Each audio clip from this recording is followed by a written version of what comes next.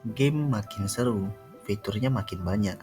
Tapi kenapa cara berpikir kritis siswa masih stuck di level 1? Ini tentang strategi mengajak siswa berpikir, bukan dengan ceramah panjang, tapi dengan permainan yang dirancang untuk memancing logika, pilihan, dan konsekuensi. Seperti menanam pohon di taman bermain, anak-anak tertawa, tetapi akarnya tetap tumbuh.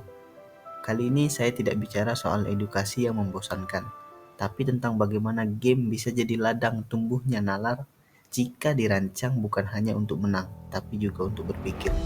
Inilah yang perlu kita resolusikan. Bisakah permainan menumbuhkan berpikir kritis atau hanya mengganti soal ujian dengan skor dan level semata? Fenomenanya, di satu sisi siswa bisa fokus berjam-jam saat bermain game. Di sisi lain, mereka menyerah dalam 5 menit saat mengerjakan soal high order thinking skill. Seperti anak yang biasa menyusun strategi saat bermain Mobile Legends, tapi bingung saat disuruh membuat argumen di esai. Inikah paradoks pembelajaran kita? Atau justru inilah celah inovasi yang belum kita maksimalkan? Sebelum itu, mari kita perhatikan bagaimana pendekatan gamified cultivation bisa menjadi jembatan antara kesenangan bermain dan kedalaman berpikir. Bayangkan kamu punya taman, tapi bukan sekadar untuk main. Taman ini didesain untuk menanam pohon berpikir. Itulah prinsip dari gamified cultivation of critical thinking.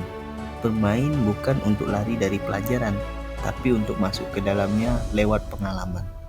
Secara ilmiah, pendekatan ini menggabungkan gamifikasi, yaitu strategi menyisipkan elemen permainan seperti poin, level, tantangan, dengan tujuan eksplisit, yaitu membangun kemampuan berpikir kritis.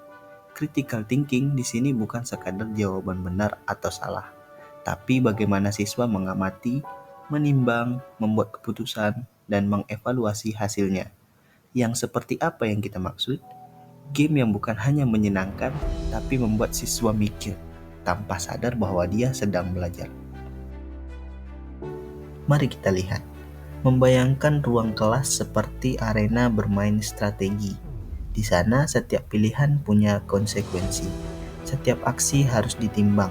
Itulah logika berpikir kritis yang muncul alami, bukan dipaksakan lewat soal. Inilah kekuatan pendekatan gamified cultivation. Siswa diajak berlatih berpikir kritis dalam konteks yang menarik dan relevan.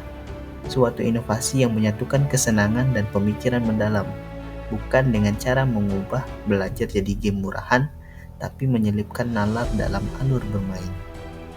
Tentunya ini sangat penting karena seringkali siswa tidak takut berpikir, mereka hanya takut bosan.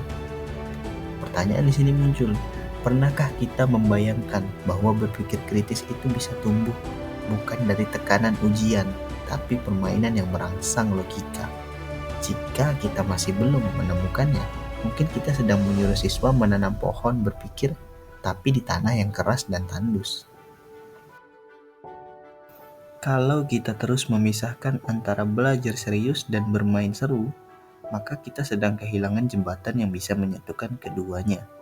Dan kalau berpikir kritis terus dianggap sebagai beban tugas, maka siswa hanya akan menirukan, bukan membentuk nalar mereka sendiri.